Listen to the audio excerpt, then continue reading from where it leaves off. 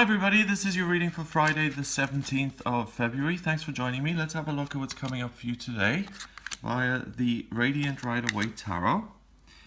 And we have the Nine of Pentacles, the Page of Wands in reverse, and the Hierophant. Okay, so the Nine of Pentacles is a woman who's very elegant, who's very well put together. She's abundant, she's prosperous. She's got to that position by being self-disciplined. She's happy with what she's got. And she doesn't look like someone who spends all day worrying, does she? She looks pretty serene. She's in a good place and she knows that she's achieved something in her life. So that energy is with you today on Friday. It gives you the ability to kind of make plans, to be in a good place emotionally where you can actually have a level head to make those plans and to put things into practice in a consistent, ongoing way. If you look at this tiny little snail here at the bottom, which I think is just so adorable, it doesn't, that kind of energy isn't just you snap your fingers and it's there and it's over. It takes time. It's something that's a mindset, and you have that really constructive mindset with you today where you can create something that will end in this place of being happy and serene and abundant. The Page of Wands is in reverse. The Page of Wands is a young person who is just learning about what his life passion is, and he really wants to make a difference. He's enthusiastic, he's passionate about it, but he doesn't really have the know-how to get there just yet. His kind of leaves are just sprouting. Okay, so this is someone who's on the way to greatness. It's in reverse. And what that means is that you can ignore this kind of feeling of I'm not experienced enough, I'm not good enough, I don't know what I'm doing. Really play to your strengths today and look at what it is you want to do. And the reason that is important is because at the end here we have the Hierophant, and the Hierophant is the establishment, it's the institution, it's the big man in power who says this is what you can do and what you can't do. Okay? But she's not bothered by what he says.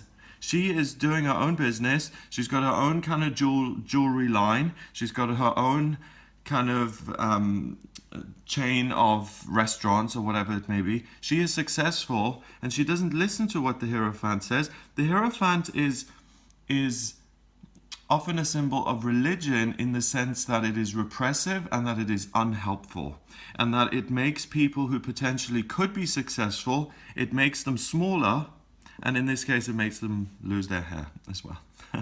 So really, what you've got to listen to and what you've got to kind of get in touch with is your own kind of passion, your own sense of practicality, what it is you want to focus on, and to plan what it is you want to create in this lifetime. It's very important to dismiss the negative comments, the negative criticisms, the voices that say you can't do this, and also this inner feeling of inexperience and I'm not creative enough and I'm not good enough.